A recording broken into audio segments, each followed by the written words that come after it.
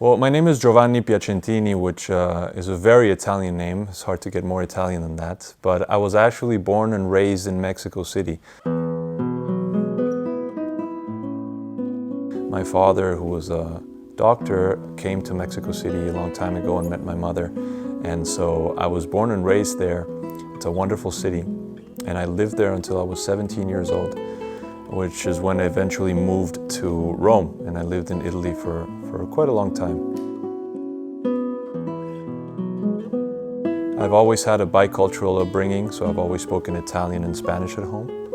And it was right around the age of 9 where I finally fell in love with this wonderful instrument, which has been my love, my obsession as well for many, many years.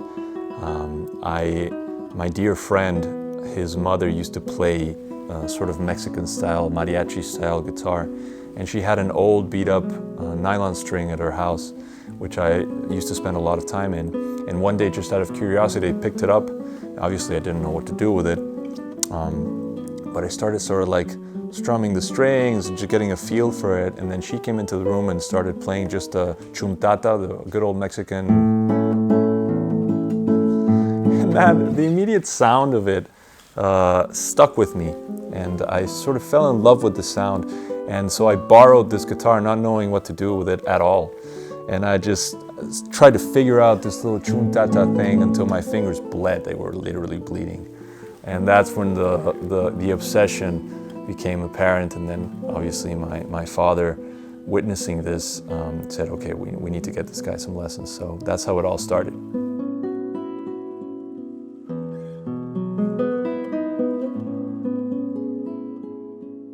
The reason why I chose the guitar is because of the immediate attraction that I had to its sound. My grandmother used to have one of those old laser discs of the famous Andrés Segovia video where he plays at the Alhambra Palace in Spain.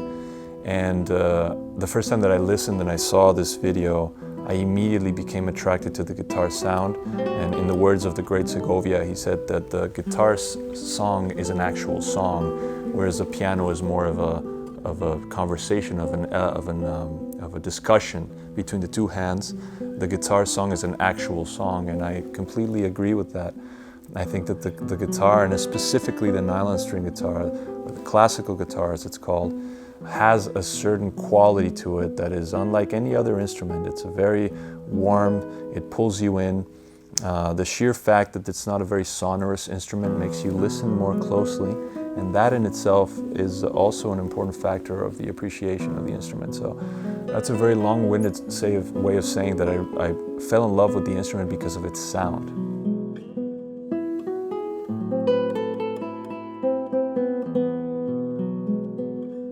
The fact of being a composer, performer, a composer, guitarist has always been sort of like in my mind, and it's a question I get asked often, which one am I, or which one am I more of a composer, more of a guitarist?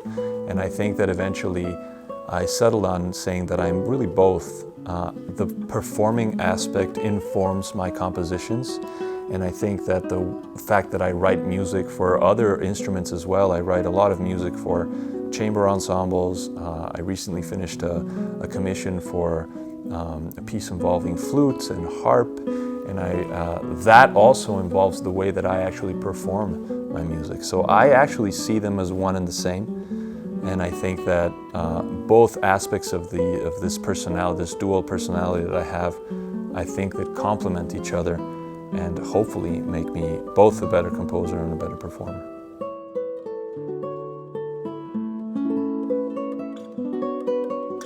I think that my inspiration mostly comes from other artworks and nature. I think those are the two big ones. As is the case with this piece, Selva Dentro, I was inspired by getting close to nature and being able to sort of be in that space and be transported by a natural atmosphere. Having said this, I've also written music that is inspired on painting, for example.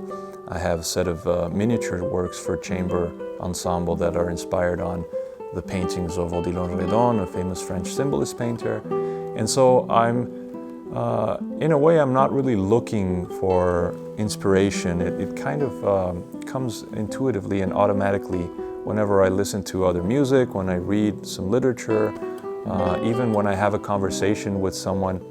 There's always something that sparks, and that spark can come in many, many different ways. I love going for walks, for example, and walking is a great way to get inspired, to get the juices flowing, literally the blood flowing through your. It's a very physical thing for me to get this divine inspiration, which is really just an idea that sparks, and then you become sort of obsessed with it, and that's when you sit down and you write it. But before writing even the first note, in my case at least, the piece is already writing itself in my head, and that's when I finally translate it onto paper and then play it on an instrument or have other people play it.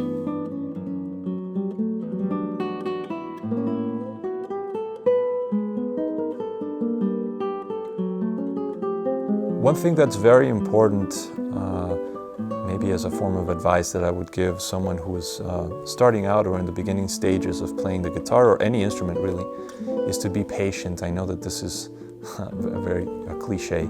Everybody says be patient, but it's something that I've been guilty of in the past as well. And you have to understand that everything has its time. You have to give time to yourself. You have to be kind to yourself and understand that it's going to take a little time to get to the next level.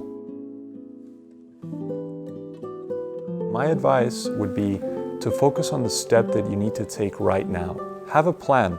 And yes, be excited about the future, be excited about eventually finishing a piece or maybe even getting through a few notes on the guitar. But remember that the most important thing is a step that you're taking right now, even if it means just playing one note clearly, playing one note right.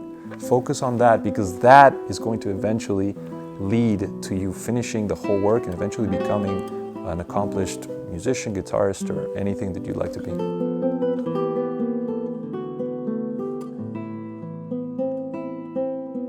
After all these years, I'm still on my musical journey, and if you're ready to begin yours, I'll be here to help you along the way.